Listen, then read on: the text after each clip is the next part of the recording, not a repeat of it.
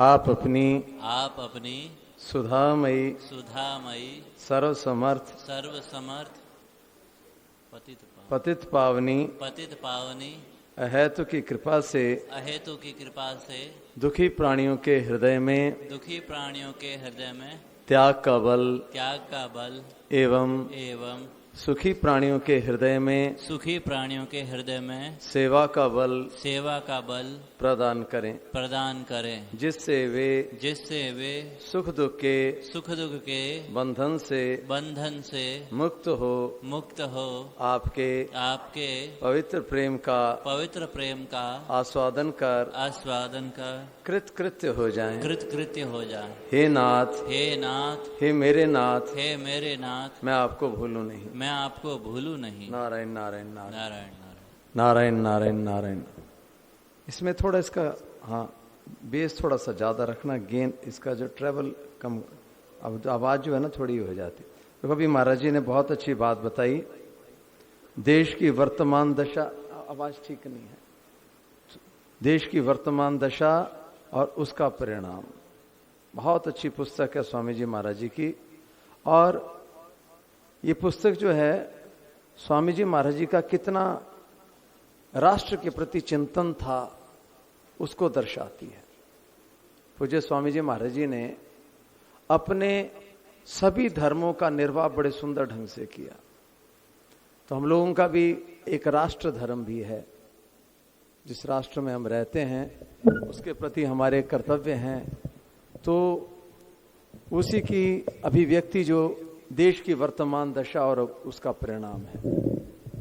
देखो ये पुस्तक स्वामी जी महाराज जी ने लिखी और उसके बाद जितने भी एमपीज थे भारत में, उन सब के पास स्वामी जी महाराज जी ने इसकी एक प्रति भिजवाई संसद में। देखो कितनी, मतलब कौन ऐसा प्रयास करेगा, शायद आज तक ऐसा प्रयास किसी ने नहीं किया होगा। और पुस्तक भिजवाई और कहा कि इसको पढ़ो और इसका उत्तर दें। तो सिर्फ 2-3 लोगों के शायद उत्तर आए हैं, लोगों ने तो पढ़ी भी नहीं होगी। तो ऐसी ये लापरवाही तो हम लोगों में भी बहुत है। हम लोग भी इतने यहां पे बैठे हैं, कितने लोग होंगे जिन्होंने स्वामी जी की, सेठ जी की पुस्तकें पूरी पढ़ी हों। एक बार इसी स्टेज पे स्वामी जी महाराज जी ने एक लेख को पढ़ने के लिए कहा और उस टाइम कम से कम कोई 4-5 हजार लोग थे, 4-5 हजार लोग थे। और अगले दिन फिर स्वामी जी ने पूछा कि किस किस ने पढ़ा है। तो 4-5 हजार लोगों में सिर्फ एक केशवराम जी ने, पूज्य बाबू जी ने वो लेख पढ़ा, नहीं तो बाकी किसी ने नहीं पढ़ा। तो इतनी लापरवाही। तो वैसे ये पुस्तक जो है स्वामी जी महाराज जी की, वास्तव में कितनी पीड़ा थी, देश के प्रति उनके कितना चिंतन था, सनातन संस्कृति के प्रति उनके हृदय में कितना चिंता थी, कितना दुख था। मैंने देखा सुबह 5 बजे के प्रार्थना में भी कई बार महाराज जी परिवार नियोजन आदि का विषय छेड़ देते हैं और बड़े चिंतित होके आते। यही की एक घटना बताऊं मैं, अभी भी ना आवाज में थोड़ी सी वो एक थोड़ा सा बेस बढ़ाओ कुछ इसको ढंग से। तो यहीं पे एक बार स्वामी जी महाराज जी अब ठीक है, स्वामी जी महाराज जी कमरे से आए और कोई चिंतन महाराज जी को पकड़ा हुआ था। मतलब स्वतः स्वाभाविक ही महाराज जी कोई चिंतन पकड़ा हुआ था और आके यहाँ पे बैठे और शायद स्वामी जी महाराज जी ने मंगलाचरण भी नहीं किया और वही चिंता महाराज जी के दिमाग में घूम रही थी। और आते बोले मैं आज सोच रहा था कि आप लोगों को वैराग्य क्यों नहीं होता। आप लोगों को सत्संग करते हैं, हम लोगों को वैराग्य क्यों नहीं होता। हमारे धर्म ग्रंथों में बात आई है, धर्म ते विरति जोग ते ज्ञाना, कि कोई व्यक्ति धर्म पूर्वक अपना जीवन व्यतीत करेगा तो निश्चित रूप से उसको संसार से वैराग्य हो जाएगा।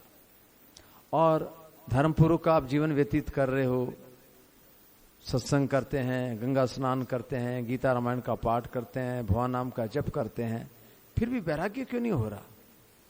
अभी बड़ा अच्छा प्रश्न था महाराज जी का, क्योंकि कोई आदमी मतलब यहां से चल दे, जैसे मान लो ऋषिकेश के लिए अब चल भी रहा हो, ऋषिकेश ही ना आए तो भाई कोई रास्ता गलत पकड़ लिया, बात क्या है अब। तो फिर महाराज ने कहा बोले इसका फिर मेरे मन में ऐसा समाधान हुआ, बोले ये जो आप लोगों ने परिवार नियोजन कर लिया ना, अब आपको वैराग्य नहीं होगा। बोले ये परिवार नियोजन निश्चित रूप से, निश्चित रीति से भोगों को भोगना है। ये अगर धर्म के अनुकूल चलेंगे तो निश्चित रूप से वैराग्य हो जाएगा, पर परिवार नियोजन कर लिया अब वैराग्य नहीं होगा। तो स्वामी जी महाराज जी के आप सबने हमने देखा है, स्वामी जी महाराज जी ने अपने जीवन में परिवार नियोजन और गर्भपात का ये जो विषय है कितने जोरों शोरों से उठाया था। गर्भपात के ऊपर जब स्वामी जी महाराज जी बोलते थे तो पूरे पंडाल में सन्नाटा छा जाता था, किसी की भी बोलने की हिम्मत तक नहीं रहती थी। ऐसा लगता था पूरा पंडाल बिल्कुल महाराज जी ने अपने भुजाओं में ले लिया हुआ है। इतना महाराज जी गरजते थे उस वक्त बिल्कुल, और सब बिल्कुल ऐसे स्तब्ध हो जाते थे। तो वास्तव में उस बालक की, जैसे महाराज जी भी बता रहे थे ना, कि उसकी पीड़ा को महाराज जी प्रत्यक्ष में अनुभव करते थे, आत्मपम्यन सर्वत्र, और उसी की अभिव्यक्ति। उसके बाद तो ये स्वामी जी महाराज जी की जो पुस्तक है, तो इसमें देखो एक लेख है स्वामी जी महाराज जी का, आवश्यक चेतावनी, और उसी का मैं एक लेख आपको पढ़ के सुना रहा हूं, देश की वर्तमान दशा और उसका परिणाम का। और एक लेख के ऊपर हाँ हाँ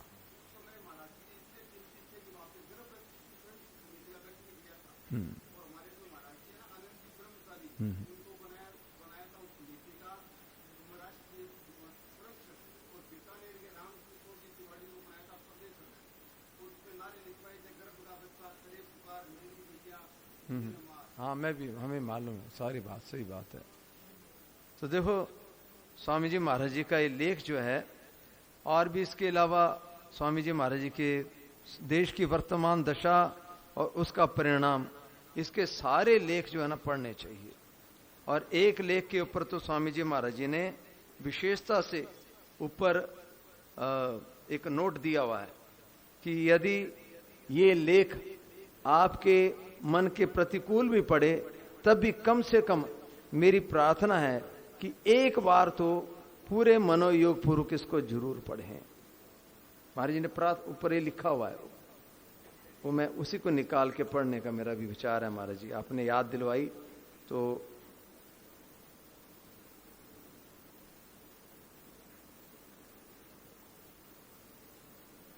नारायण नारायण नारायण नारायण नारायण नारायण।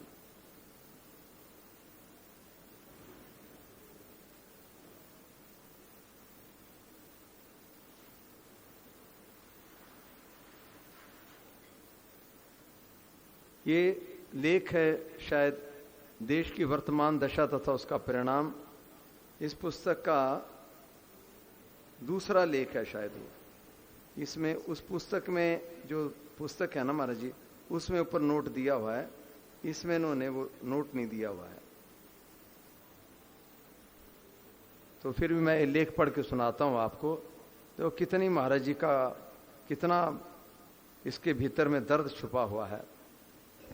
स्वराज्य प्राप्ति के बाद भारत का बहुत ही पतन हुआ है। स्वराज्य प्राप्ति के बाद भारत का बहुत ही पतन हुआ है, धर्म की दृष्टि से, आचरण की दृष्टि से, शरीर की दृष्टि से, हृदय के भावों की दृष्टि से, चरित्र की दृष्टि से, शील की दृष्टि से, सब दृष्टियों से बहुत पतन हुआ है, सब दृष्टियों से। पूज्य स्वामी जी महाराज जी अपने एक सत्संग में बोले, अलवर का महाराज जी का वो प्रवचन था। महाराज जी ने कहा कि अरबों वर्षों से सृष्टि चली आ रही है, परंतु जितना पाप इस कलयुग में हो रहा है इतना पहले कभी नहीं हुआ। और महाराज जी ने भी कहा कि स्कंद पुराण में यह बात आई हुई है कि जो 27वां कलयुग है, 28वां कलयुग, ये इसमें सबसे ज्यादा पाप होगा। तो ये 28वां कलयुग चल रहा है।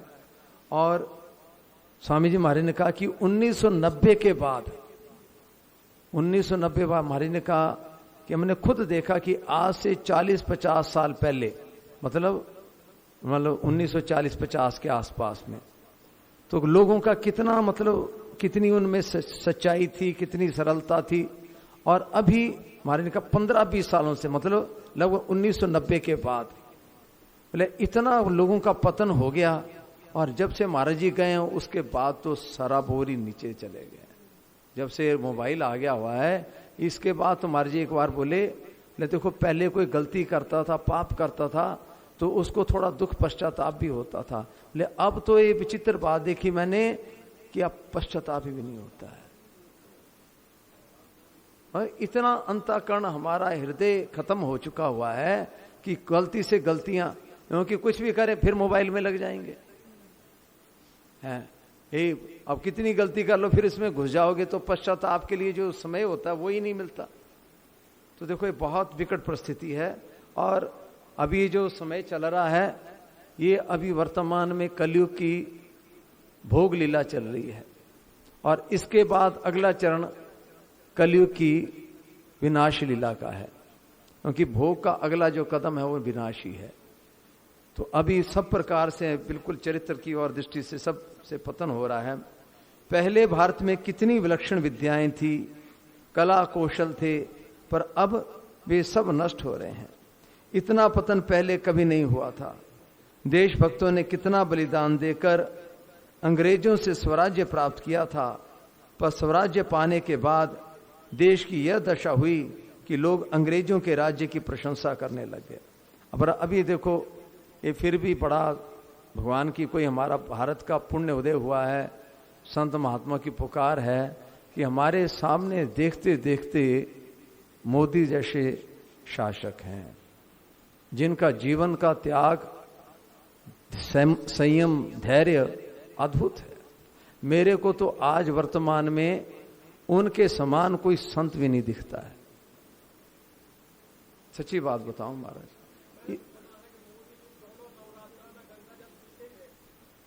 सुना नहीं, पक्की बात है, गंगा जल पे नहीं रहते।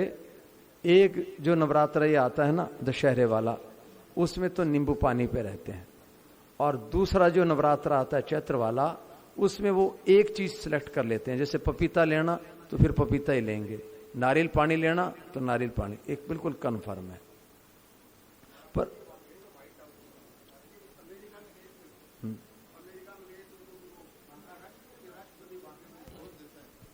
मेरे को मालूम है, अमेरिका में भोज दिया था तो सबके सामने बैठ गए और उन्होंने भोजन के लिए मना नहीं किया।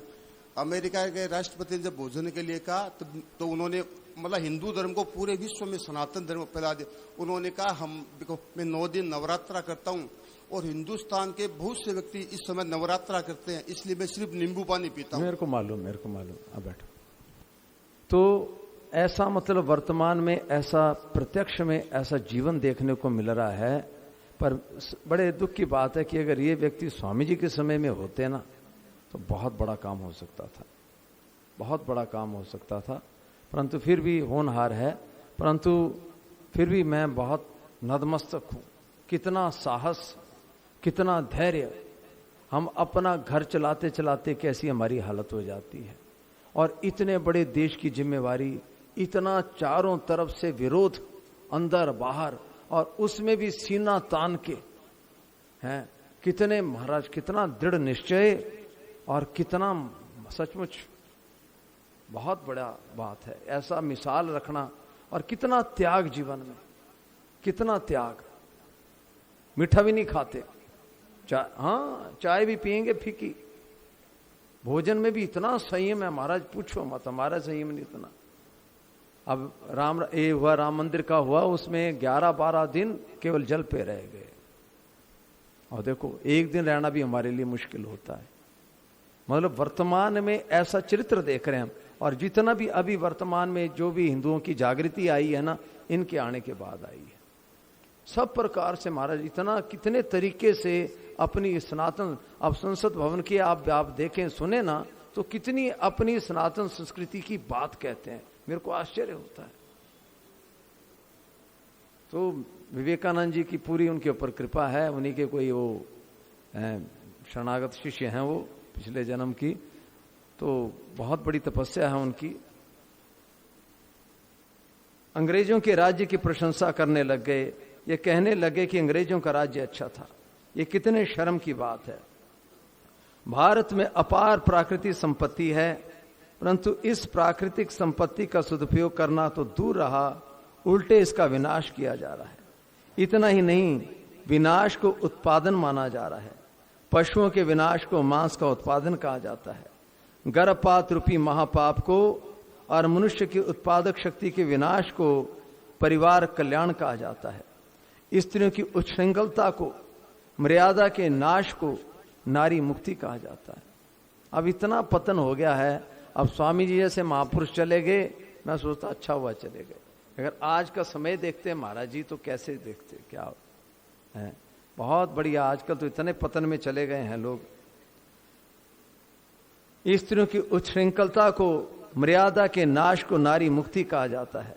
पहले स्त्री घर की स्वामिनी गृह लक्ष्मी होती थी, अब घर से बाहर अनेक पुरुषों की दास्ता नौकरी करने को नारी की स्वाधीनता कहा जाता है। इस प्रकार पराधीनता को स्वाधीनता का लक्षण माना जा रहा है। नैतिक पतन को उन्नति की संज्ञा दी जा रही है। पशुता को सभ्यता का चिन्ह माना जा रहा है। धार्मिकता को सांप्रदायिकता और धर्म विरुद्ध को धर्म निरपेक्ष कहा जाता है। बुद्धि की बलिहारी है विनाश काले विपरीत बुद्धि। गीता ने इसको तामसी बुद्धि बताया है।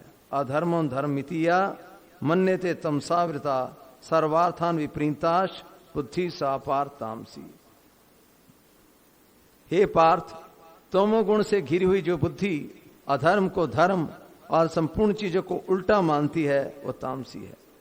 मंदोदरी रावण से कहती है, काल दंड कही काहू न मारा, हरे धर्म बल बुद्धि विचारा, निकट काल जई आवत साई, तेई भ्रम होई तुम्हारी ही नाई।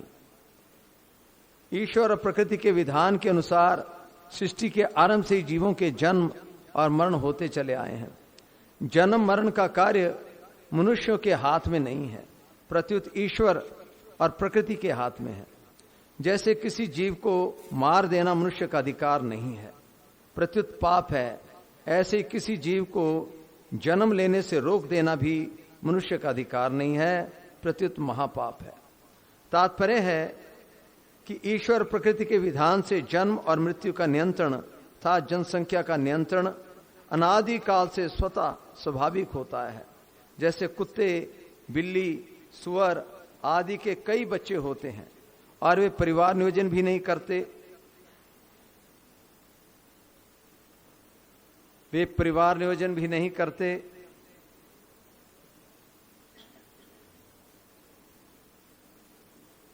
फिर भी उनसे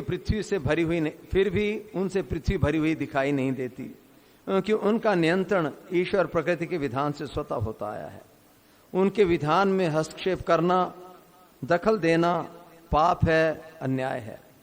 हिंदू, मुसलमान, ईसाई, यहूदी, पारसी तथा हिंदू धर्म के अंतर्गत आने वाले जैन, सिख, आर्य समाजी आदि कोई भी क्यों ना हो, जो कृत्रिम उपायों से संतति निरोध करते हैं, वे धर्म विरुद्ध, नीति विरुद्ध, ईश्वर विरुद्ध, प्रकृति विरुद्ध कार्य करते हैं, जिसका इस लोक में और परलोक में भयंकर दंड भोगना पड़ेगा। एक बड़े दयालु और परहित में लगे हुए साधु थे। उनको एक बार भगवान ने दर्शन दिए और वर मांगने के लिए कहा। साधु ने कहा, महाराज मैं जहां जाता हूं वही लोग कहते हैं महाराज ऐसी कृपा करो कि वर्षा हो जाए।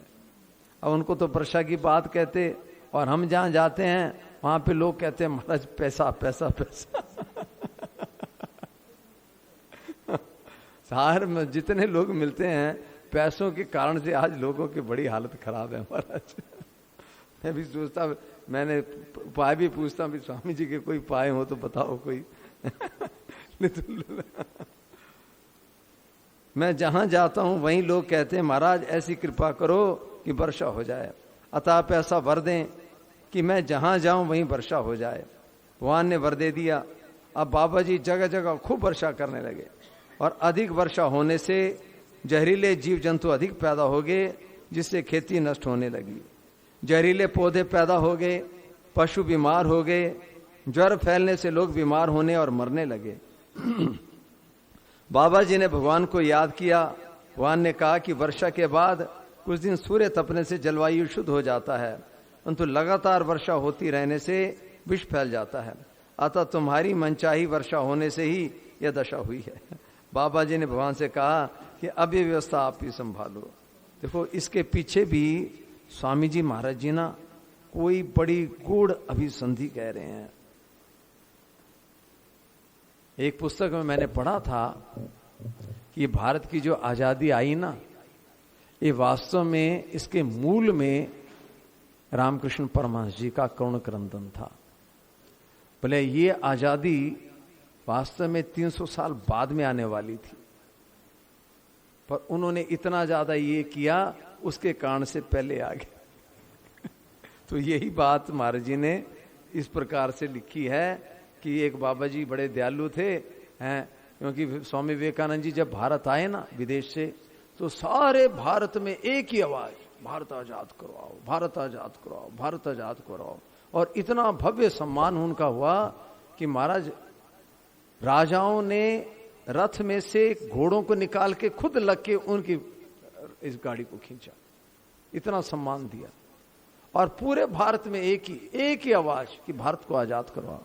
तो स्वामी विवेकानंद जी का 1897 का एक व्याख्यान है, बोले यदि आप चाहें तो मैं एक दिन में स्वतंत्रता ला सकता हूं, मैं एक दिन में स्वतंत्रता ला सकता हूं, परंतु वो लोग कहां हैं जो स्वतंत्रता को संभाल सकें।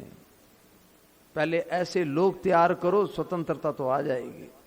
और फिर उसी व्याख्यान में उनकी भविष्यवाणी बोले आज के 50 साल के बाद भारत आजाद हो जाएगा, पर जैसे आप सोच रहे हैं वैसे नहीं, एक अलग ढंग से ही होगा।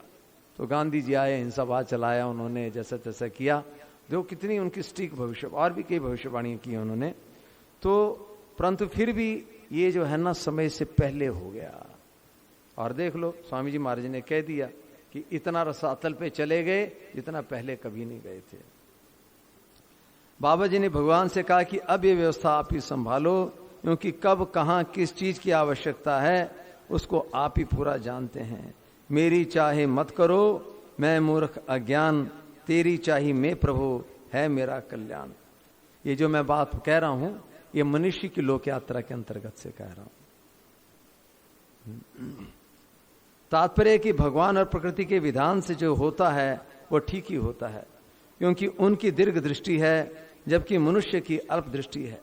जब लोगों के हित की दृष्टि से भी भगवान और प्रकृति का काम अपने हाथ में लेने से नुकसान हो गया, तो फिर जिनमें परहित का भाव ही नहीं है, जिनमें परहित का भाव ही नहीं है, प्रत्युत स्वार्थ भाव है, उनके द्वारा भगवान और प्रकृति का काम अपने हाथों में लेने से कितना नुकसान होगा। पूज्य शरणानंद जी महाराज जी ने डॉक्टर राजेंद्र प्रसाद जो भारत के पहले राष्ट्रपति थे और ये जो संविधान बना उसके वो अध्यक्ष थे। संविधान सभा जो बनी थी इसमें लगभग 280 लोग के आसपास थे, इसके अध्यक्ष वो थे। तो डॉक्टर राजेंद्र प्रसाद जी शरणानंद जी से बहुत प्रेम रखते थे। तो पूज्य शरणानंद जी ने कहा, ले देखो ये संविधान बनाना ये जीवन मुक्तों का काम है। तो डॉक्टर राजेंद्र प्रसाद बोले कि महाराज ऐसे ऐसे बातें कही उन्होंने, बोले ऐसे लोग नहीं मिलते। तो पूज्य शरणानंद जी बोले दो तो यहीं खड़े हैं एक तुम एक मैं। इतना इशारा किया लेकिन समझे नहीं, दो तो यहीं खड़े हैं। प्रत्युत भगवान और प्रकृति का काम अपने हाथ में लेना कितना नुकसान होगा। ईश्वर प्रकृति के द्वारा प्रदत्त उत्पादक शक्ति का नाश कर देना महान विनाशकारक है। संपूर्ण योनियों में सर्वश्रेष्ठ मनुष्य शरीर की उत्पादक शक्ति का निषेध करेंगे तो उन्नति कैसे होगी, परिणाम में पतन ही होगा। मनुष्य में भी हिंदू जाति सर्वश्रेष्ठ है। इसमें बड़े विलक्षण विलक्षण ऋषि मुनि संत महात्मा दार्शनिक वैज्ञानिक विचारक पैदा होते आए हैं। जब इस जाति के मनुष्यों को जन्म ही नहीं लेने देंगे तो फिर ऐसे श्रेष्ठ विलक्षण पुरुष कैसे और कहां पैदा होंगे। देखो अमेरिका के लोगों की धारणा है कि भारतीय बहुत बुद्धिमान होते हैं। मेरा भाई है वहां पे, तो वहां वो लोग करते हैं इंडियंस आर वेरी इंटेलिजेंट, तो बोलता है यार सारे ऐसे नहीं होते, यहाँ पे तो सारी क्रीम क्रीम आती है, पर फिर भी उनकी मान्यता है ऐसी।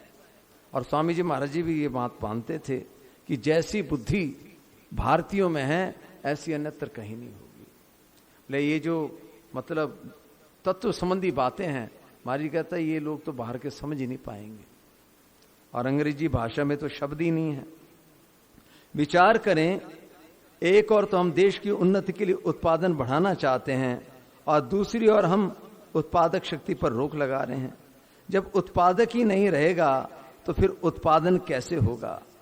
जैसे भोजनालय में ज्यादा आदमी आ जाएं तो हमारा काम ज्यादा रसोई बनाना है, न कि आदमी को आने से रोकना है। ऐसी जनसंख्या बढ़ती है तो बुद्धिमानी इस बात में है कि उत्पादन शक्ति बढ़ाई जाए, न कि मनुष्यों को जन्म लेने से रोक दिया जाए।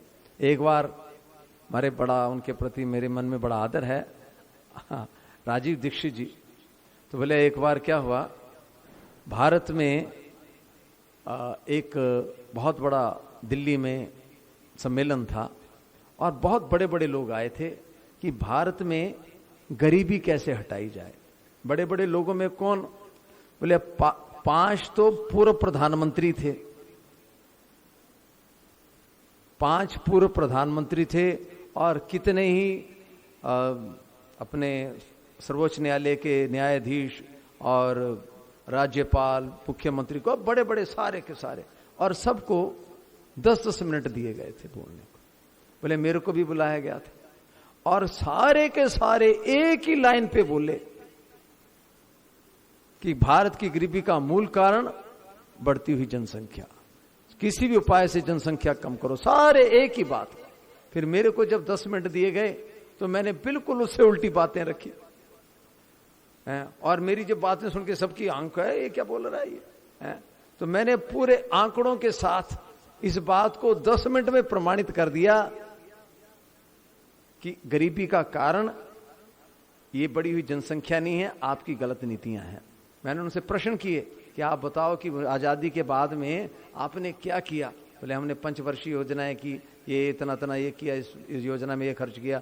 और बोले फिर पूरा मैंने कैलकुलेशन करके बताया कि जितना पैसा आपने खर्च किया ना, तो एक आदमी को औसत 30, 35 लाख रुपया बनता है। अगर आप सीधा ही दे देते ना तब भी गरीबी खत्म हो जाती है।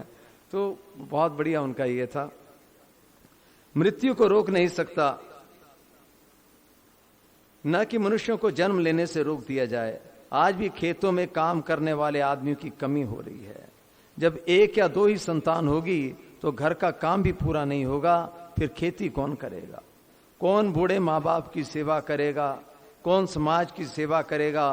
कौन सेना में भर्ती होगा? कौन कला कौशल सीखेगा और कौन सिखाएगा? कौन वैज्ञानिक बनेगा? देखो अब संस्थाओं के हम सबकी दशा ऐसी होती जा रही है कि सारे काम इतनी बड़ी बड़ी संस्थाओं में भी मोबाइल आदि से, इंस्ट्रूमेंटों से चल रहे हैं, बजाने वाले नहीं हैं। देख लो सब जगह कितना एवरेज, कहीं भी प्रोग्राम है बस इंस्ट्रूमेंट लगा दो। तो मतलब ये क्या है? मतलब ये विडंबना है ही है।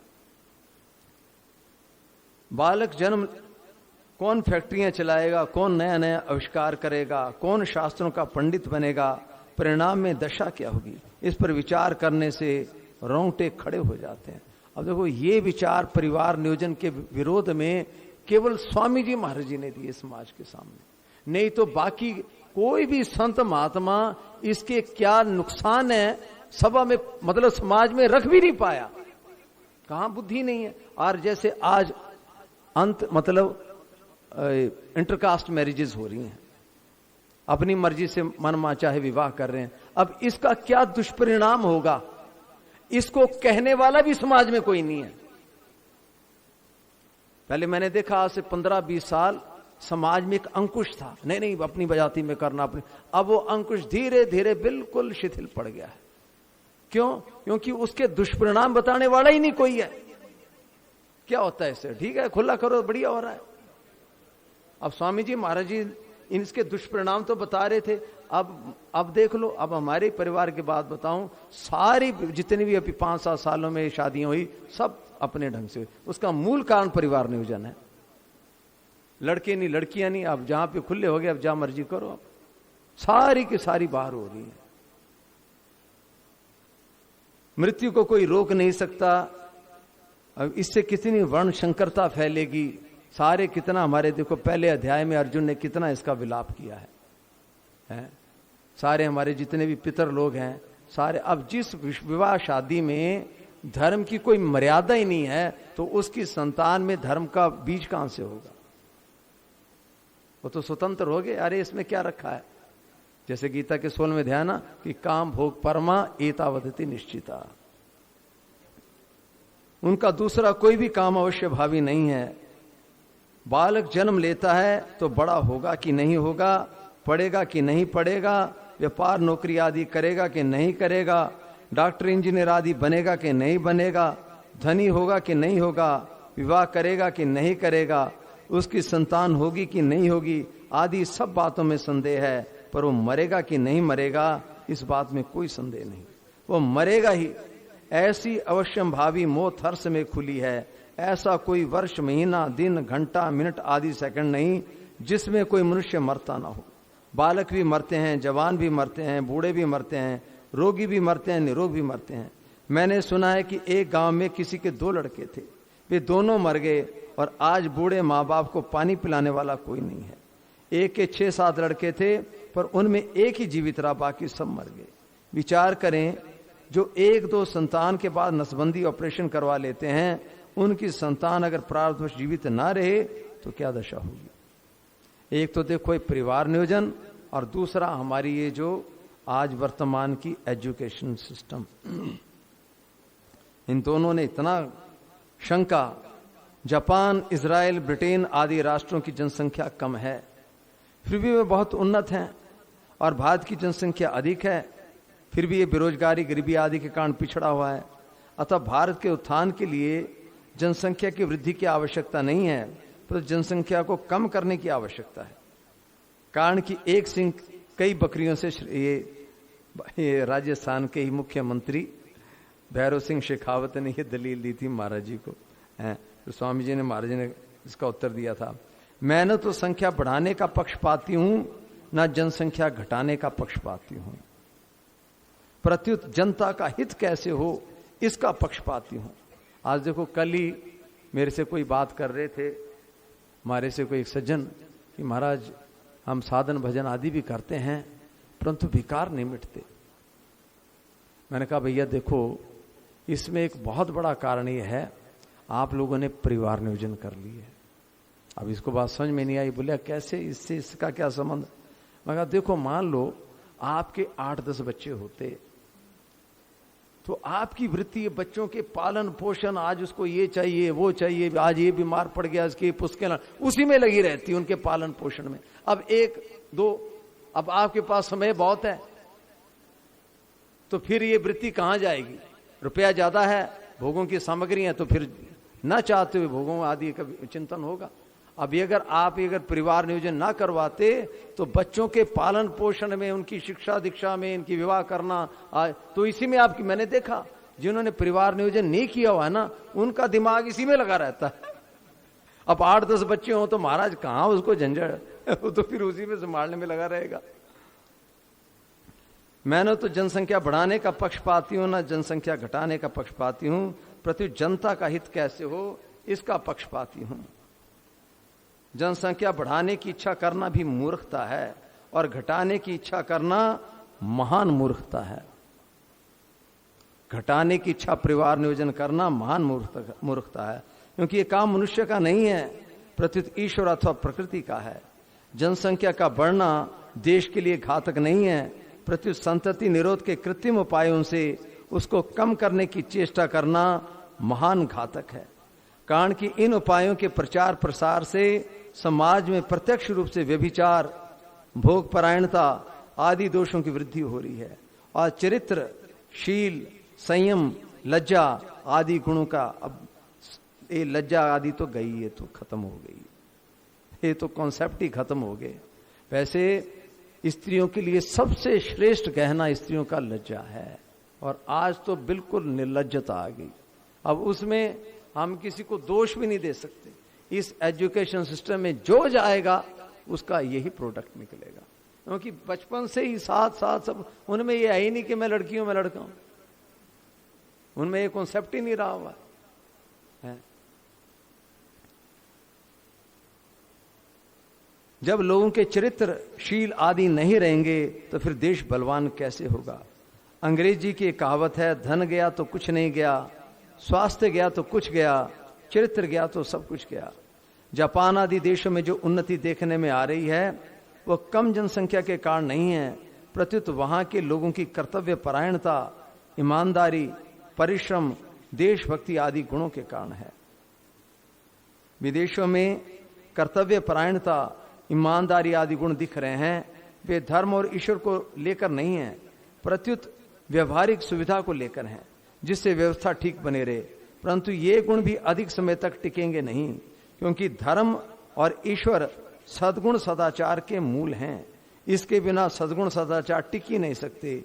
मूल भावे कुता शुकम कुता शाखा, मूल के बिना शाखा कहां। तो अभी ये जो महाराज जी ने इसका भी, हमारे देश के पिछड़ेपन, बेरोजगारी, गरीबी का कारण जनसंख्या की वृद्धि नहीं है, प्रत्युत अकर्मण्यता, चरित्रहीनता, आलस्य, प्रमाद, भ्रष्टाचार आदि की वृद्धि है। देखो ये प्रत्यक्ष में आप खुद देख रहे हैं, मोबाइल के कारण से कितने लोग कर्तव्यों से विमुख होते जा रहे हैं। ये अगर मोबाइल में नेट पड़ा है, पुस्तक पढ़े नहीं जाएंगी आपसे, पुस्तक पढ़ने की रुचि नहीं रहेगी। हमने खुद देखा हुआ है, मोबाइल में नेट नूट नहीं है तो आपका मन स्वाभाविक पुस्तकों में लगेगा, महाराज जी के प्रवचनों में लगेगा, और नेट में चले गए फिर कौन प्रवचन सुनेगा। ऐसे ऐसे बस स्क्रॉल करते रहेंगे जयराम जी के, क्योंकि इतना ज्यादा उसमें आसक्ति बढ़ जाती है। विभिन्न रीतियों से कोई लोग सुनते भी होंगे, परंतु फिर भी ये मतलब सुरक्षित काम नहीं है, इसमें बहुत ज्यादा चंचलता बनी रहती है। विभिन्न रीतियों से लोगों को काम कम करने की तथा खर्च अधिक करने की, ऐश आराम करने की प्रेरणा दी जा रही है। जैसे सप्ताह में 5 दिन काम करो, अमुक समय दुकानें मत खोलो आदि। कर्मचारी काम कम करें या ना करें पर उनको वेतन पूरा दिया जाता है, फिर वे काम अधिक करने का परिश्रम क्यों करें। वे ताश खेलने, चाय तथा, मैं एक बार बिजली का एक पावर हाउस था, उसमें मैं थोड़े दिन के लिए कुछ ऐसे ही गया था ट्रेनिंग के लिए, तो 1 महीना गया था मैं, और वहां पे महाराज कोई 400 लोगों का स्टाफ था, और वो पूरा पावर हाउस मुश्किल से 8-10 आदमी चला रहे थे, सिर्फ 8-10, और उसमें भी एक ही आदमी था जो कि उस पूरे पावर हाउस का दिल और दिमाग था। कमल जी नाम था उनका।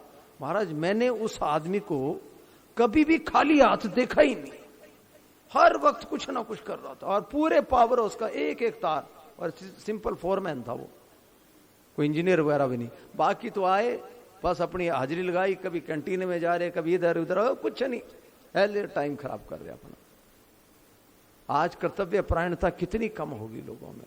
हमारे मास्टर जी भंवर जी अभी आए हुए हैं, ये बता रहे महाराज की स्कूल क्लास में टीचर जाते ही नहीं, ऐसा कॉलेजों की ये हाल, पता ही नहीं। एक बोला कि महाराज हमारे को तो पता ही नहीं लगा बीए में कि हमारी क्लास लगती कहाँ है, क्लास कहाँ लगती है पता ही नहीं बोलिया। जैसे सप्ताह में 5 दिन काम करो, वे ताश खेलने, चाय, बीड़ी, सिगरेट पीने आदि व्यर्थ के कार्यों में अपना समय बर्बाद करते हैं। सरकारी कार्यालय में प्रायः घूस के बिना कोई कार्य सिद्ध नहीं होता। प्रत्येक क्षेत्र में भ्रष्टाचार व्याप्त हो रहा है। जो रक्षक हैं वे भक्षक बन रहे हैं। जिसको जिस पद के अनुसार काम करना आता ही नहीं, उसकी नियुक्ति उस पद पर केवल जाति के आधार पर कर दी जाती है। अभी दिल्ली में हमारा एक मित्र है पुलिस में, मैंने उससे पूछा भाई कैसे है, बोले महाराज ये जो इससे दूसरे कोटे वगैरह से आ जाते हैं ना, तो बोले ये समय पे निर्णय नहीं ले पाते। आप पुलिस में अब समय पे अगर आप निर्णय नहीं ले पाओ तो अराजकता फैल जाएगी। जिसका जिस पद के अनुसार काम करना आता ही नहीं, उसकी नियुक्ति कर उस पद के लिए केवल जाति के आधार पर कर दी जाती है। जो योग्य व्यक्ति हैं उनको नौकरी नहीं मिलती।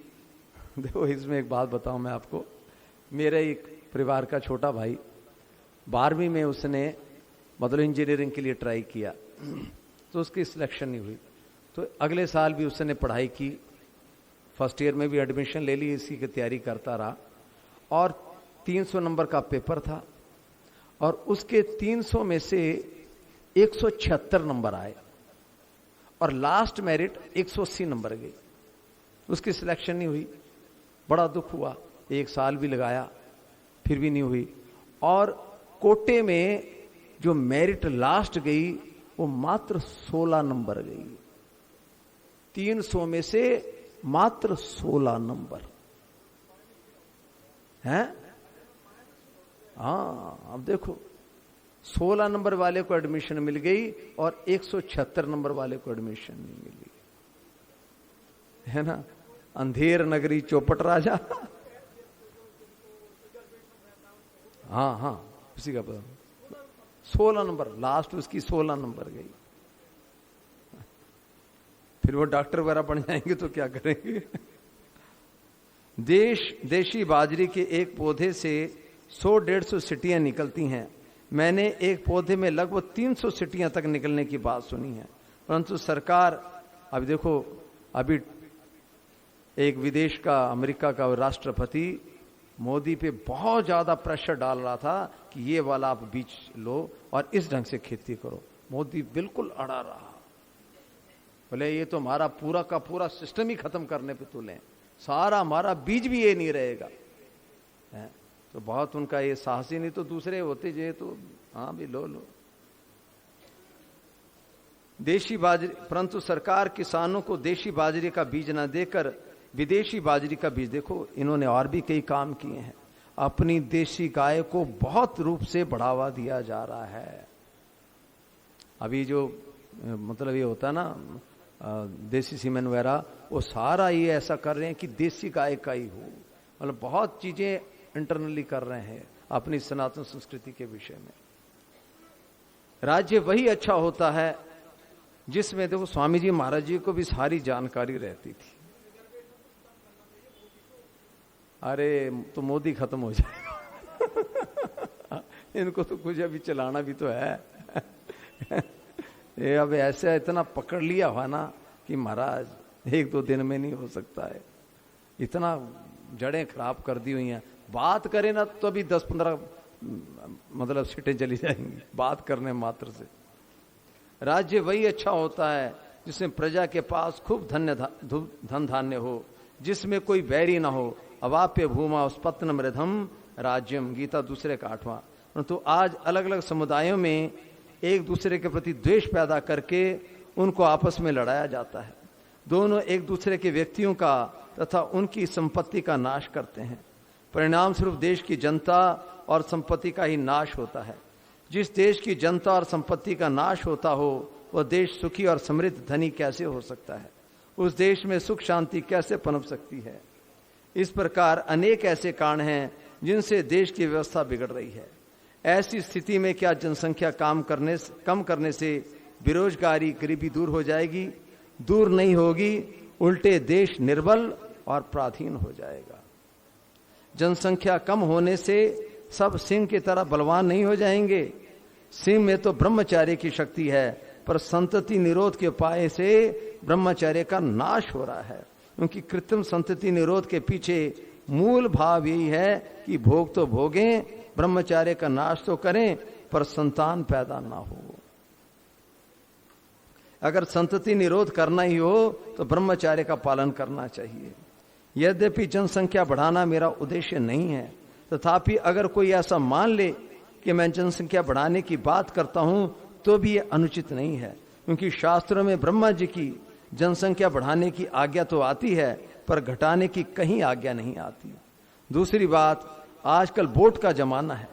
सिंह भले ही बकरियों से श्रेष्ठ तथा बलवान हो, पर वोट डाले जाएं और संख्या कम होने से सिंह हार जाएगा और बकरियों का राज्य हो जाएगा। संतति निरोध के कृत्रिम उपायों के प्रचार से स्त्री और पुरुष दोनों इतने क्रूर निर्दय और हिंसक हो गए हैं कि गर्भ में स्थित अपने संतान की भी हत्या, भ्रूण हत्या या गर्भपात करने में हिचकते नहीं। आजकल क्रूरता, हिंसा तो कितनी इस पे है, बिल्कुल खत्म हो गए हैं लोग। भ्रूण हत्या, गर्भपात करने में हिचकते नहीं, जो कि ब्रह्म हत्या से भी दुगुना पाप है। अपने गर्भ को नष्ट करने वाली स्त्री सर्पणी की तरह है, जो अपनी संतान को ही खा जाती है। गाय बहुत सौम्य होती है, पर वह भी किसी को अपने बछड़े के पास नहीं आने देती। भेड़ बकरियों का पालन करने वाले बताते हैं कि किसी किसी बच्चे को भेड़ त्याग देती है, पर यदि कोई कुत्ता उस त्यक्त बच्चे पर छोड़ा जाए तो भेड़ उस बच्चे को अपना लेती है और उसकी रक्षा करती है। परंतु आजकल की स्त्रियां गाय की तरह होना तो दूर रहा, सर्वथा मूर्ख जड़ कहलाने वाली भेड़ की तरह भी नहीं रही। तो स्वामी जी कितने साफ स्पष्टवादी थे।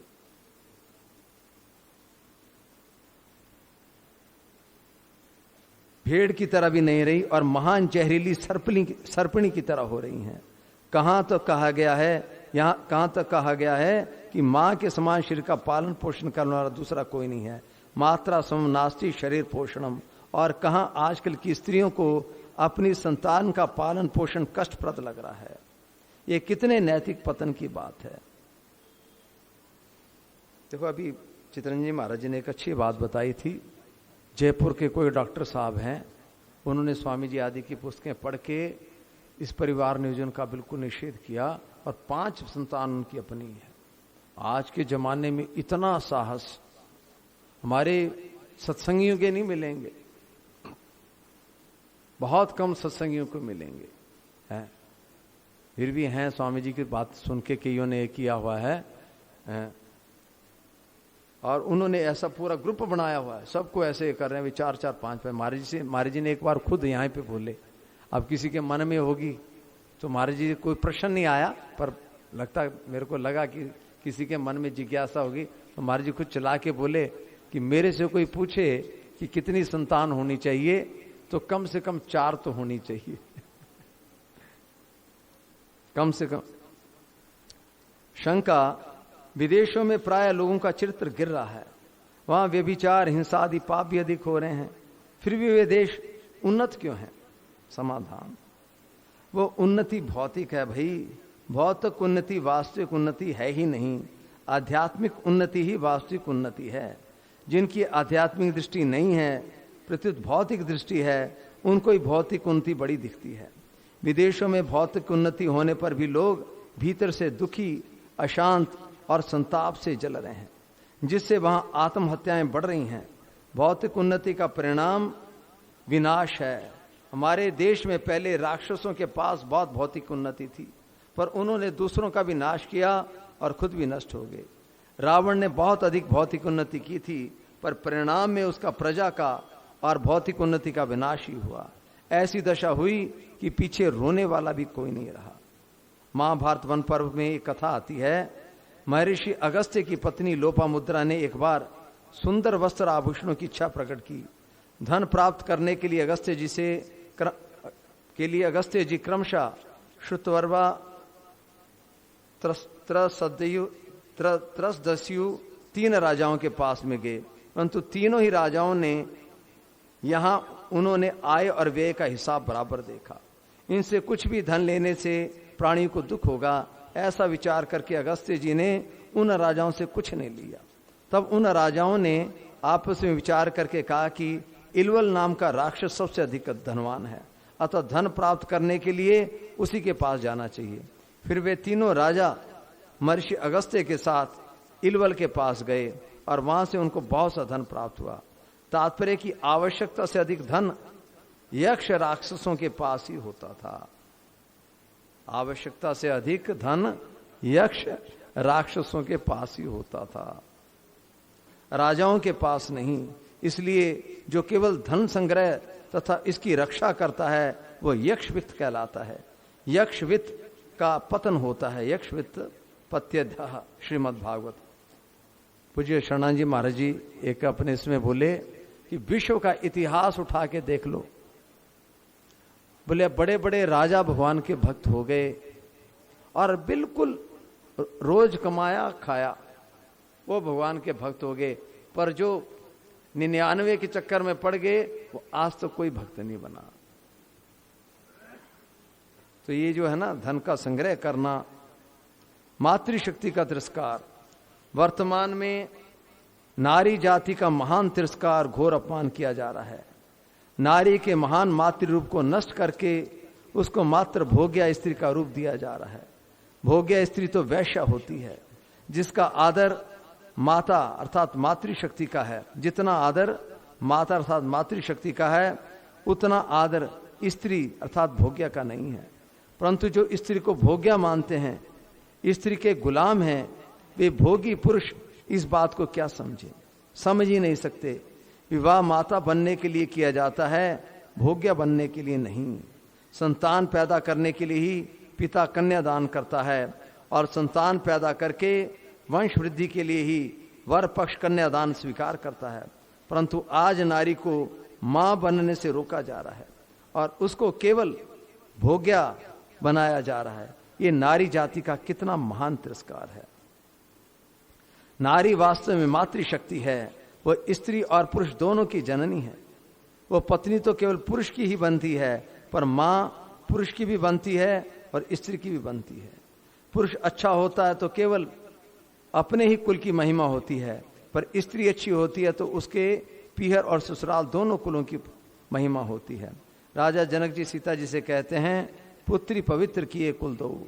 आजकल विवाह से पहले कन्या के स्वभाव, सहिष्णुता, आस्तिकता, धार्मिकता, कार्य कुशलता आदि गुणों का न देकर शारीरिक सुंदरता को ही देखा जाता है। कन्या की परीक्षा परिणाम की दृष्टि से न करके तात्कालिक भोग की दृष्टि से की जाती है। ये विचार नहीं करते कि अच्छा स्वभाव तो सदा साथ रहेगा, पर सुंदरता कितने दिन तक टिकेगी। भोगी व्यक्ति को संसार की सब स्त्रियां मिल जाएं तो भी वो संतुष्ट नहीं हो सकता। पृथ्वी पर भी जितने भी धान्य, स्वर्ण, पशु और स्त्रियां हैं, वे सब के सब मिलकर भी उस पुरुष के मन को संतुष्ट नहीं कर सकते जो कामनाओं के प्रहार से जर्जर हो रहा है। ऐसे भोगी व्यक्ति ही नसबंदी, गर्भपात आदि महापाप करते हैं। विवाह वंश वृद्धि के लिए किया जाता है। यदि कन्या सद्गुणी सदाचारी होगी तो विवाह के बाद उसकी संतान भी सद्गुणी और सदाचारी होगी, क्योंकि प्रायः मां का ही स्वभाव संतान पर आता है। एक मारवाड़ी कहावत है, नर नानाणे पर जाए है, अर्थात मनुष्य का स्वभाव उनके ननिहाल पर जाता है। मां पर पूत, पिता पर घोड़ा, बहुत नहीं तो थोड़ा थोड़ा। कन्यादान देने में भी उसका आदर है, तिरस्कार नहीं। यह दूसरे दान की तरह नहीं है। दूसरे दान में तो दान दी हुई वस्तु का दाता का अधिकार नहीं रहता, पर कन्या से संतान पैदा होने के बाद माता पिता का कन्या पर अधिकार हो जाता है। वे आवश्यकता पड़ने पर उसके घर का अन्न जल ले सकते हैं। कारण कि कन्या के पति ने केवल पितृ ऋण के मुक्त होने के लिए ही कन्या स्वीकार की है और उससे संतान पैदा होने पर वह पितृ ऋण से मुक्त हो जाता है। इसलिए गोत्र दूसरा होने पर भी दोहित्र अपने नाना नानी का श्राद्ध अर्पण करता है, जो कि लोक में और शास्त्र में प्रसिद्ध है। हमारे शास्त्रों में नारी जाति को बहुत आदर दिया गया है। स्त्री की रक्षा करने के उद्देश्य से शास्त्र ने उसको पिता, पति और पुत्र के आश्रित रहने की आज्ञा दी है, जिससे वह जगह जगह ठोकरें ना खाती फिरे, वैश्या ना बन जाए। स्त्री नौकरी करे तो ये उसका तिरस्कार है। उसकी महिमा तो घर में रहने से ही है। घर में वो महारानी है, पर घर से बाहर वो नौकरानी है। घर में तो वह एक पुरुष के अधीन रहेगी, पर बाहर उसको अनेक स्त्री पुरुषों के अधीन रहना पड़ेगा। अपने से ऊंचे पद वाले अफसरों की अधीनता, फटकार, तिरस्कार सहन करना पड़ेगा, जो कि उसका कोमल हृदय स्वभाव से विरुद्ध है। वो आदर के योग्य है, तिरस्कार के योग्य नहीं है। पिता, पति अथवा पुत्र की अधीनता वास्तव में स्त्री को पराधीन बनाने के लिए नहीं है, प्रत्युत महान स्वाधीन बनाने के लिए है। घर में बूढ़ी माँ का सबसे अधिक आदर होता है। बेटे पोते आदि सब उसका आदर करते हैं, पर घर से बाहर बूढ़ी स्त्री का सब जगह तिरस्कार होता है। स्त्री बाहर का काम ठीक नहीं कर सकती और पुरुष घर का काम ठीक नहीं कर सकता। स्त्री नौकरी करती है तो वहां भी वह स्वेटरें बुनती है, घर का काम करती है। पुरुष शेखी बघारते हैं कि स्त्रियां घर में क्या काम करती हैं, काम तो हम करते हैं, पैसा हम कमाते हैं, अगर पुरुष को घर में एक दिन की रसोई का काम करे और बच्चे को गोदी में रखे तो पता लग जाएगा कि स्त्रियां क्या काम करती हैं। अगर स्त्री मर जाए तो बच्चों को सास, नानी, बहू, बहन आदि के पास भेज देते हैं, क्योंकि पुरुष उनका पालन नहीं कर सकते। परंतु पति मर जाए तो स्त्री कष्ट सहकर भी बच्चों का पालन कर लेती है, उनको पढ़ा लिखा कर योग्य बना देती है। कारण की स्त्री मातृशक्ति है, उसमें पालन करने की योग्यता है। मैंने छोटे लड़के लड़कियों को देखा है, लड़की को कोई चीज मिल जाए तो उसको जेब में रख लेती है, अपने छोटे भाई बहनों को दूंगी, पर लड़के को कोई चीज मिल जाए तो खा लेगा। कोई साधु दरिद्र भूखा आदमी बैठा हो तो कई पुरुष पास से निकल जाएंगे, उनके मन में खिलाने का भाव आएगा ही नहीं। परंतु स्त्रियां पूछ लेंगी कि बाबा जी कुछ खाओगे? कारण की स्त्रियों में दया है, उनको बालकों का पालन पोषण करना है, इसलिए भगवान ने उनको ऐसा हृदय दिया है। आजकल स्त्रियों को पुरुष के समान अधिकार देने की बात कही जाती है, पर शास्त्रों ने माता के रूप में स्त्री को पुरुष से अपेक्षा विशेष अधिकार दी हैं। माता का दर्जा पिता से 1000 गुना अधिक माना गया है। सहस्नु पितृन मातान गौरवे नातिरिच्यते मनुस्मृति। सबके द्वारा वंदनीय सन्यासी को भी माता का प्रतन पूर्वक वंदना करनी चाहिए। वर्तमान में गर्भ प्रेषण किया जाता है और गर्भ में कन्या हो तो गर्भ गिरा दिया जाता है। क्या ये स्त्री का समान अधिकार दिया जा रहा है? मां शब्द कहने से जो भाव पैदा होता है वैसा भाव स्त्री कहने से नहीं पैदा होता। इसलिए शंकराचार्य जी महाराज भगवान श्री कृष्ण को मां कहकर पुकारते हैं। माता कृष्णा पिधाने। उपनिषदों में मातृदेवो भव, पितृदेवो भव कहकर सबसे पहले मां की सेवा करने की आज्ञा दी गई है। वंदे मातरम में भी मां की वंदना की गई है। हिंदू धर्म में मातृशक्ति की उपासना का विशेष महत्व है। ईश्वर कोटि के 5 देवताओं में मातृशक्ति भगवती का स्थान है। देवी भागवत, दुर्गा, सप्तशती आदि अनेक ग्रंथ मातृशक्ति पर ही रचे गए हैं। जगत की संपूर्ण स्त्रियों को मातृशक्ति का रूप माना गया है, परंतु भोगी लोग मातृशक्ति को क्या समझ ही नहीं सकते, वे तो उसको भोग्या ही समझते हैं। शास्त्रों में स्त्रियों को पुनर्विवाह न करके विधवा धर्म का पालन करने के लिए कहा गया है। देखो, अब ऐसी बातें स्वामी जी और सेठ जी ने कही हुई है ना महाराज, ऐसी बाकी कोई धार्मिक प्रचार भी नहीं है। शास्त्रों में स्त्रियों का पुनर्विवाह न करके विधवा धर्म का पालन करने के लिए कहा गया है, तो ये उनका आदर है, तिरस्कार नहीं। धर्म पालन के लिए कष्ट सहना तिरस्कार नहीं है, प्रत्युत तितिक्षा और तपस्या है। तितिक्षु तपस्वी व्यक्तियों का समाज में बड़ा आदर होता है। पुरुष स्त्री का तिरस्कार करे, उसको दुख दे, उसको तलाक दे, उसको मारे पिटे, ऐसा शास्त्रों में कहीं नहीं कहा गया है। इतना नहीं, स्त्री को कोई बड़ा अपराध भी हो जाए तो भी उसको मारने पीटने का विधान नहीं है, प्रत्युत वह क्षम्य है। भीष्म जी कौरव सेना की रक्षा करने वाले थे। अपर्याप्तम तदस्माकम बलम भीष्माभिरक्षितम, गीता पहले अध्याय का 10वां श्लोक। परंतु दुर्योधन उनकी भी रक्षा करने के लिए अपनी सेना को आदेश देता है। कारण कि दुर्योधन जानता था कि शिखंडी के सामने आने पर भीष्म जी उस पर कभी शस्त्र नहीं चलाएंगे, भले ही अपने प्राण चले जाएं।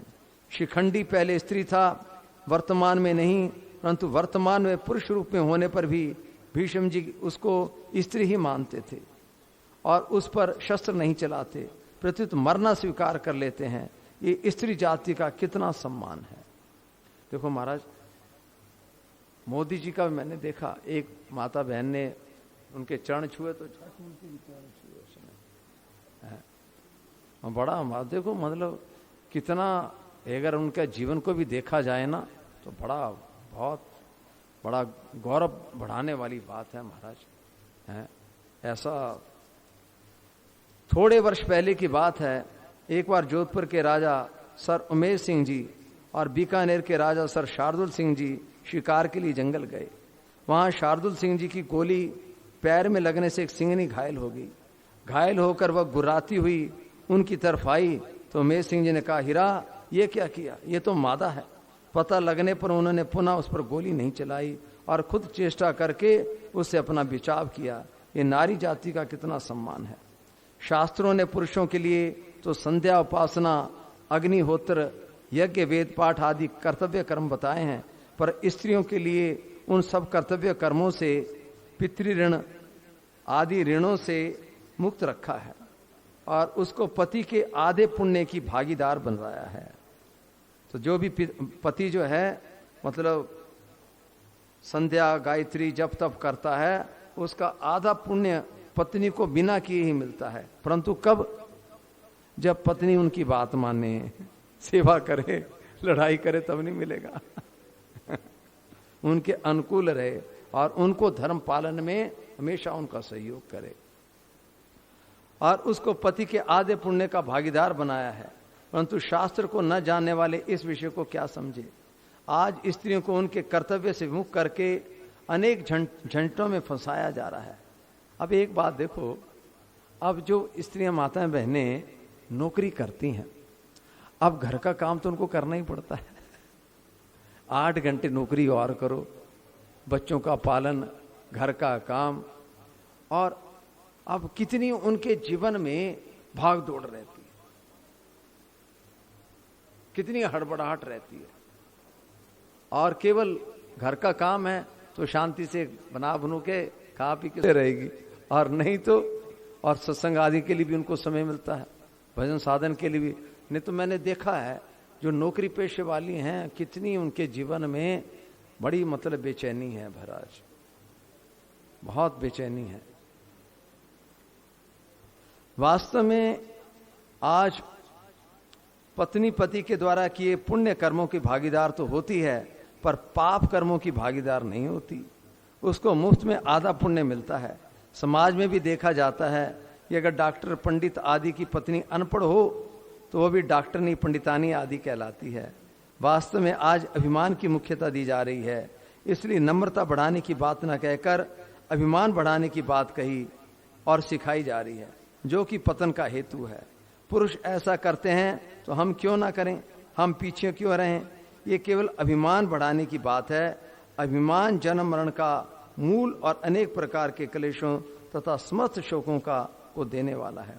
संस्कृत मूल सूल प्रद नाना, सकल शोकदायक अभिमाना। अभिमानी व्यक्ति शास्त्रों की बातों को क्या समझेगा, समझ ही नहीं सकता। संसार के हित के लिए मातृशक्ति ने बहुत काम किया। रक्त बीज आदि राक्षसों का संहार भी मातृशक्ति ने ही किया है। मातृशक्ति ने ही हमारे हिंदू संस्कृति की रक्षा की है। आज भी प्रत्यक्ष देखने में आता है, हमारे व्रत त्योहार रीति रिवाज माता पिता के श्राद्ध आदि की जानकारी जितनी स्त्रियों को रहती है उतनी पुरुषों को नहीं रहती। पुरुष अपने कुल की बात भी भूल जाते हैं, पर स्त्रियां दूसरे कुल की होने पर भी उनकी बात बताती हैं कि अमुक दिन आपके माता या पिता का श्राद्ध है। आदि मंदिरों में कथा कीर्तन में सत्संग में जितनी माताएं बहनें जाती हैं उतने पुरुष नहीं जाते। कार्तिक स्नान व्रत दान पूजन रामायण आदि का पाठ जितना स्त्रियां करती हैं उतना पुरुष नहीं करते। तात्पर्य की स्त्रियां हमारी संस्कृति की रक्षा करने वाली हैं। अगर उनका चरित्र नष्ट हो जाएगा तो संस्कृति की रक्षा कैसे होगी। एक श्लोक आता है, संतोषहीन ब्राह्मण नष्ट हो जाता है, असंतुष्टा द्विजा नष्टा। संतोषी राजा नष्ट हो जाता है, संतुष्टाश मही भुजा। लज्जावती वैश्या नष्ट हो जाती है, सलज्जा गणिका नष्टा। और लज्जाहीन कुलवधु नष्ट हो जाती है, निर्लज्जाश्च कुलांगना, अर्थात उसका पतन हो जाता है। वर्तमान में संतति निरोध के कृत्रिम उपायों के प्रचार प्रसार से स्त्रियों में लज्जा शील सतित्व सच्चरित्रता सदाचरण आदि का नाश हो रहा है। परिणाम स्वरूप स्त्री जाति केवल भोग्य वस्तु बनती जा रही है। यदि स्त्री जाति का चरित्र भ्रष्ट हो जाएगा तो देश की क्या दशा होगी। आगे आने वाली पीढ़ी अपने प्रथम गुरु मां से क्या शिक्षा लेगी। स्त्री बिगड़ेगी तो उससे पैदा होने वाले बेटी बेटा दोनों बिगड़ेंगे। अगर स्त्री ठीक रहेगी तो पुरुष के बिगड़ने पर भी संतान नहीं बिगड़ेगी। अतः स्त्रियों के चरित्रशील लज्जा आदि की रक्षा करना, उनको अपमानित तिरस्कृत न होने देना मनुष्य मात्र का कर्तव्य है। और इसके लिए महाराज जी केवल सबसे अगर कुछ काम करना चाहिए ना तो अपने विद्यालय खोलने चाहिए लड़कियों के लिए, और उसमें केवल महिलाएं ही पढ़ाएं, एक भी पुरुष ना हो उसमें। मैं खुद इसका अनुभव किया है। मैं कई स्कूलों में गया हूं। अरे एक स्कूल मैंने देखा, गवर्नमेंट की एक पॉलिसी है, कस्तूरबा गांधी का उन्होंने चलाया हुआ है, कस्तूरबा गांधी के नाम पे पूरे मतलब हर एक डिस्ट्रिक्ट में, हर एक वार्ड में, इसमें जो होते हैं ब्लॉक में एक स्कूल रहता है। तो उसमें महाराज जी मैंने देखा 8वीं तक की बच्चियां और बिल्कुल गरीब घरों की, तो उनके खाने पीने की, पढ़ने की, ड्रेस वगैरह की सारी बिल्कुल निःशुल्क व्यवस्था है। तो एक बार मेरा वहां पे जाने का काम पड़ा, गीता का प्रचार कर रहे थे, गीता की तो उस स्कूल में मैं गया और भी कई स्कूलों में गया। ये देखो मैं अपने अनुभव की बात बता रहा हूं। और उस स्कूल का सारा स्टाफ ही लेडीज टीचर, वहां पे कोई पुरुष ही नहीं रहता, एक केवल बाहर चौकीदारी पे एक रहता है पुरुष, बाकी पूरा का पूरा, और वो बाहर जाते भी नहीं। महाराज ये मैं देख के बड़ा आश्चर्यचकित हुआ महाराज। बात वैसे हल्के स्तर की है, पर फिर भी मैं अपना अनुभव शेयर कर रहा हूं। वहां तक 8वीं तक की बच्चियों में मैंने किसी भी बच्ची में कोई भी बाह्य दृष्टि नहीं देखी, मतलब उनमें किसी में चंचलता नहीं देखी। मैं 3 दिन घंटा 1.5 घंटे के लिए वहां पे गया, पर उनमें लेश मात्र भी मेरे को एक चंचलता होती ना। और बाकी स्कूलों में 3री 4थी साल क्लास की बच्चियों में भी उनके मतलब आचरणों में मैंने वो बात देखी। यहाँ पे जहाँ पे को एजुकेशन है या अध्यापक टीचर हैं, टीचर पुरुष हैं, वहां पे ये दोष आ जाते हैं। तो पूज्य सेठ जी भी इन बातों का कितना ख्याल रखते थे। और इसके अलावा और उनकी रक्षा का दूसरा, स्वामी विवेकानंद जी के समय भी किसी ने वहां पे कोई कन्या विद्यालय खोला, और स्वामी विवेकानंद जी विदेश से आए तो बोले महाराज ऐसे हम स्त्रियों को पढ़ाने के लिए ऐसा कर रहे हैं, आप चलो चलो। तो ले गए और वापिस आए, बोले बाकी तो ठीक था, पर एक भी पुरुष अध्यापक नहीं होना चाहिए, एक भी पुरुष अध्यापक। और स्वामी विवेकानंद जी ने जैसे वहां पे रामकृष्ण मिशन में सन्यासियों का संघ है, वैसे माताओं बहनों का भी है, हाँ स्त्री सन्यासियों का भी है, ब्रह्मचारिणी सन्यास, पर उसमें कोई पुरुष नहीं, सारा का सारा वही सारा अपने निर्णय लेती हैं, बिल्कुल आना जाने। तभी महाराज ये बात सुरक्षित रह सकती है। तो यदि आप भी अपनी बच्चियों को ऐसा रखना चाहते हैं तो प्रयत्न करके खोजना चाहिए, कहीं भी ऐसा स्कूल विद्यालय हो वहां पे ही पढ़ाई, जहां पे पूरा कवर। नहीं तो महाराज इस सिस्टम में आप कोई भी डाल दें, अब उबलते हुए तेल में आप डालोगे फिर तो दले जाएंगे, क्योंकि आज समाज का बहुत पतन हो चुका है। मैं तो मदन पुगलिया जी से भी ये बात कई बार कहा कि आप ये काम, इनसे भी कहा मैंने कि देखो आप लोगों के पास धन है, आप अपने विद्यालय खोलो। आप बच्चे खराब हो रहे हैं, कारण क्या है? ज्यादा इंजीनियर डॉक्टर पढ़ाने का छोड़ो, कोई जरूरत नहीं है, बतेरे इंजीनियर डॉक्टर हैं, आप तो इतनी पढ़ाई दो ताकि अपने घर काम संभाल लें, आप कम से कम उनमें हमारे संस्कार रहें।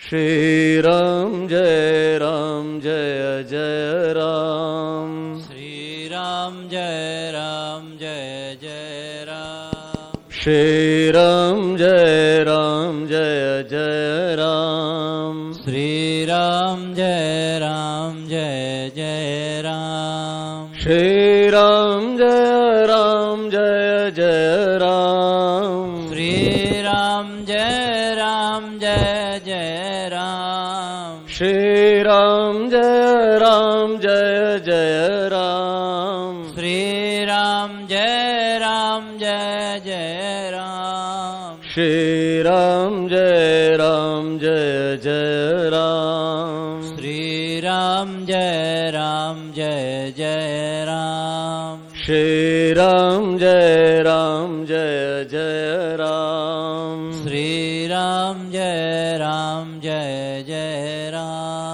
श्री राम जय जय राम, श्री राम जय जय राम, श्री राम जय जय राम, श्री राम जय जय राम, श्री राम जय जय राम, श्री राम